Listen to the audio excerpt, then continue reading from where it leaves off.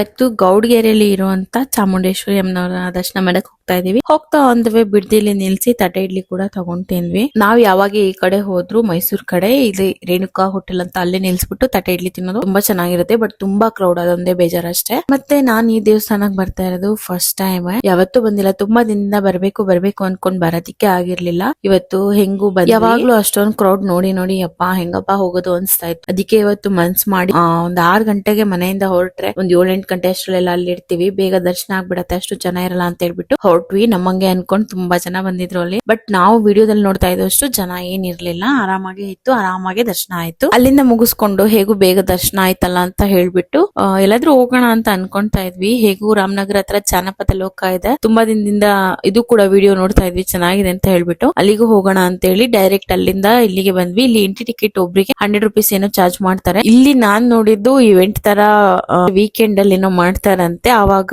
ಈ ಡೋಲು ಅವ್ರನ್ನೆಲ್ಲ ಕರ್ಸಿ ಒಳ್ಳೆ ಫುಡ್ ಎಲ್ಲ ಮಾಡಿಸ್ತಾರಂತೆ. ಬಟ್ ನಾವು ಹೋದಾಗ ಅದೆಲ್ಲ ಏನಿರ್ಲಿಲ್ಲ, ಸುಮ್ನೆ ನೋಡ್ಕೊಂಡ್ ಬಂದ್ವಿ ಅಷ್ಟೇ. ಬಟ್ ತುಂಬಾ ಚೆನ್ನಾಗಿತ್ತು. ಅವಾಗಿನ ಕಾಲದೆಲ್ಲಾನು ಸ್ಟೋರ್ ಮಾಡಿದ್ದಾರೆ, ಅದೆಲ್ಲ ನೋಡೋದಿಕ್ಕೆ ತುಂಬಾನೇ ಖುಷಿ ಆಗತ್ತೆ. ಮತ್ತೆ ಮಕ್ಳಿಗೆ ಇದನ್ನೆಲ್ಲ ಎಕ್ಸ್ಪ್ಲೋರ್ ಮಾಡಿಸ್ಬೇಕು, ಅವಾಗ ಅವ್ರಿಗೂ ಒಂಥರ ಡಿಫ್ರೆಂಟ್ ಅಂತ ಅನ್ಸುತ್ತೆ. ಹಳೆ ಕಾಲದ ವಸ್ತುಗಳನ್ನ ಸ್ಟೋರ್ ಮಾಡಿದ್ದಾರೆ, ಹಳೆ ಕಾಲದ ಎಲ್ಲ ರೀಕ್ರಿಯೇಟ್ ಮಾಡಿದ್ದಾರೆ. ತುಂಬಾ ಚೆನ್ನಾಗಿ ಕಣ ತೆಗೆಯೋದು ಆಗ್ಲಿ, ಹಸು ಕೊಟ್ಟಿಗೆಗಳು, ಮತ್ತೆ ಬಾವಿಲಿ ನೀರ್ ತೆಗೆಯೋದು, ಈ ತರದೆಲ್ಲ ತುಂಬಾನೇ ಇದೆ. ತುಂಬಾ ಚೆನ್ನಾಗಿತ್ತು, ನನಗಂತೂ ಇಷ್ಟ ಆಯ್ತು. ಬಟ್ ನೋಡೋದಿಕ್ ತುಂಬಾ ಟೈಮ್ ಬೇಕು. ನಾನು ಸ್ವಲ್ಪ ಮಿಸ್ ಮಾಡಿದ್ವಿ, ನಾವು ಬೇಗನೆ ಹೊರಟ್ಬಿಟ್ವಿ.